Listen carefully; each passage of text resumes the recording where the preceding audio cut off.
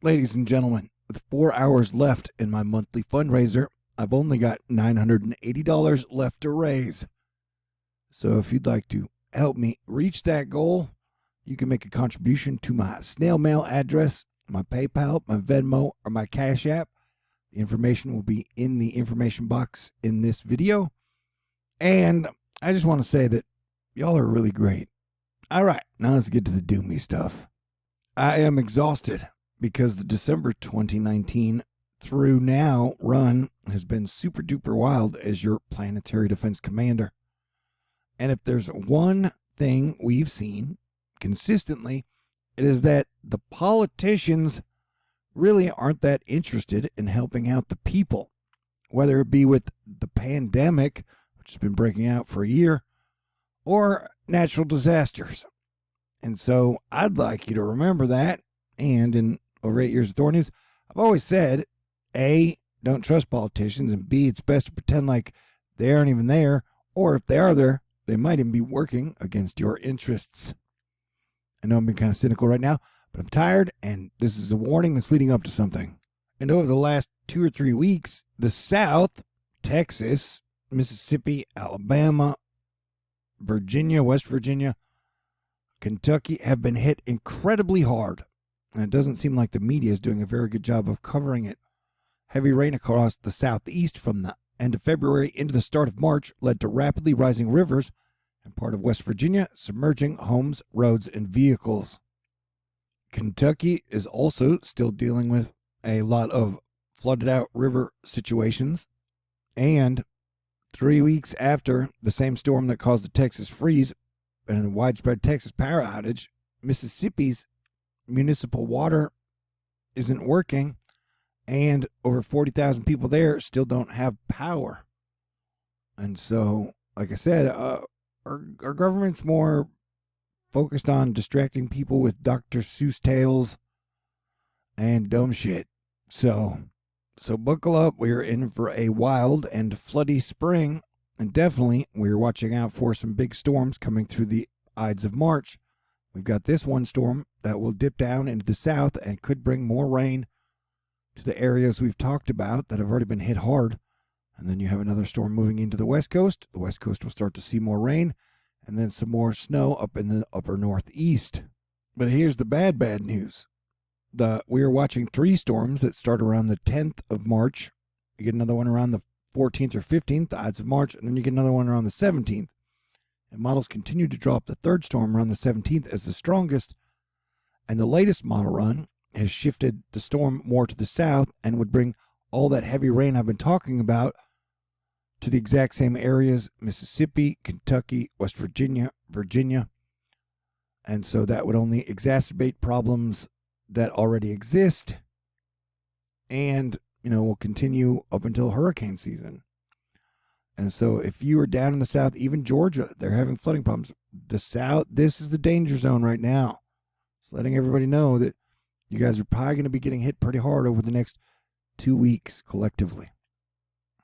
And though we have not had a Caribbean earthquake yet, this thing I call the volcano or earthquake signal is freaking huge. And so this represents dryness. So there's a ton of dryness out over and above the Caribbean. And so I have my eye on this as like all these volcanoes are totally popping off. And like the volcano activity right now is super wild. Definitely everybody out here, we're all kind of on the lookout for some more intense earthquakes this year and possibly a West Coast USA volcano eruption. Speaking of major volcano eruptions, we've seen some out of Etna. We've seen some out of Cinnabung in the last few days. And now this is out of Pacaya in Guatemala. This is a pretty major, pretty big volcano eruption. Popocatépetl is going off. Colima is going off. Fuego is going off. Like, in my 8 years of THORnews, this is the most lit the volcanoes have ever been. We've been getting hit by geomagnetic storms, solar flares. So expect activity to increase. And like I said, I don't know, people fighting with each other, arguing about politics. I guess people get distracted and recognize that, like, politicians ain't going to do much to help us out unless somehow we make them. Asterisk. And you don't see a lot of reports on the mainstream media, or I mean, in any media, even Fox News, CNN, anybody talking about just how active the volcano situation is and has been over the last month or two. And, but it's super lit, man. But everything the universe has thrown at us so far, we have survived.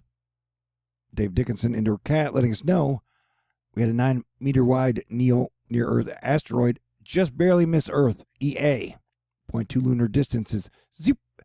So that's cool. So yeah, hang in there. Be cool. Play defense. Be smart. Okay, now we're watching the latest GFS model run. And remember, the model runs are going to change. The storms we were really watching for are like 10 days out, so a lot still can change. But if this trend is going to continue and the third storm is going to make a beeline, look, dude, that is a ton of rain over that third storm. Look, because all those areas have been hit super hard. And so look at that. Look how giant that chunk of rain is. Giant chunk of rain with heavy red in the middle. More giant chunks of rain. More giant chunks of rain. Another giant chunk of rain. More giant chunks of rain.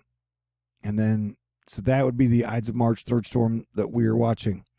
That technically, it would start on the 15th and then not be done until the 18th. And so it is a pretty wild situation. It is definitely going to get stormy and then have some severe weather, tornado aspects to it in the middle of the month. And so we've got a little window, about a week, before March gets super Marchy. You know what I'm talking about?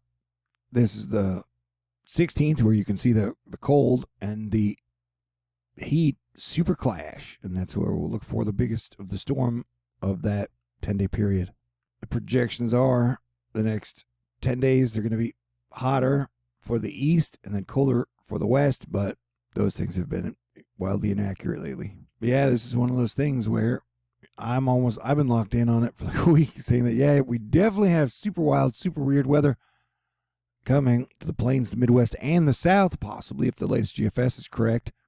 We don't know specifically where it's going, but I would definitely recommend people in the South that are already having rain and flood problems buckle up, because it could get a lot worse in March. And, the volcano situation will persist with all the gas giants on the same side through 2022, 2023. And it will be something to watch. And, between us on Fundraiser Day, man, we had a pretty big, was it an 8.75 earthquake in the Caribbean, like in 2019? I think, and you have the volcano chain there in the Caribbean. I don't know. We could see, I think we could see an earthquake or an eruption out there. Cranky weather guy thinks the bigger earthquake would come to Canada, but I guess we're all taking our guesses. And then, worst case scenario, you get a giant earthquake in the middle of Oklahoma. That would be disastrous. Anyway, in 2017, I predicted that like December 2019 through February of 2021 would be really rough and challenging. And so we're through that point. Technically, if I'm correct, things will start to improve in March and through the spring and through the summer, and then it'll get weird again in the winter. So let's hope that holds true. But, it's not super doomy, although life is challenging and weird for sure. And so I'm just putting out a super red alert for people in the southeast, from the 10th through the 20th. And the last time I did this was that giant storm that hit Texas and Mississippi. And so let us hope it's a bust, but be prepared for the worst. Okie dokie. All right. Only $980 left to go with like almost 4 hours. Oh, and I think I'm going to go live, even though, look, I'm fat because, dude, I've been locked down for 2 years. I look bad and I'm super tired, but I'm going to go live anyways. Bianca sent me some money and said, buy some beer. So I'm going to have some beers with you guys. Talk about the Age of Aquarius. If you want to join me, I should be doing it about 9 or 9:30. Because I gotta go hard to the very last minute of the fundraiser. Because I haven't seen my mom since my stepdad's funeral. I'd like to give her a hug and go for a drive, because I've been in this foxhole for way too long. But if you would like to contribute, I got a snail mail, I got a PayPal, a Venmo, a Cash App, a Patron, and a whole lot of love and appreciation for you guys. You guys have been amazing since I've been doing this, and I know everybody's going through some rough periods, and the people who are making tons of money on Bitcoin and stocks and stuff, I don't think they're always necessarily inclined to share. But thank you to Asteroid Fight Club, and thank you to Bobby HD, Benjamin, Lone, Barbara, Ture, Jason, David, Paula, Laura, James, Bianca, Pamela, Brittany, Angel, Mist, Light Soul, Alexis, JL, Max, Lauren, Marlita, Barbara, Arnica, Justin, Scott, Lisa, KJ, Dan, Fairytale Inc., Andrea, Glenda, Rick, Teresa, Brian, Wizard of Oz, Joe, Daryl, Melissa, Mike, Cody, the Texas Angel. Y'all are just incredible. And thank you very much. And I promise I may sleep a lot on the 4th or 5th. I may not. I mean, on a day, I'd like to try and catch up on sleep. But I'm definitely going to try and kick ass as much as possible for y'all in March. And I'm pretty sure March is still going to be weird and probably dangerous. Okay, every dollar helps, but I definitely would love a miracle. Okay, cool. God bless everyone. Stay cool. See, my brain is mush.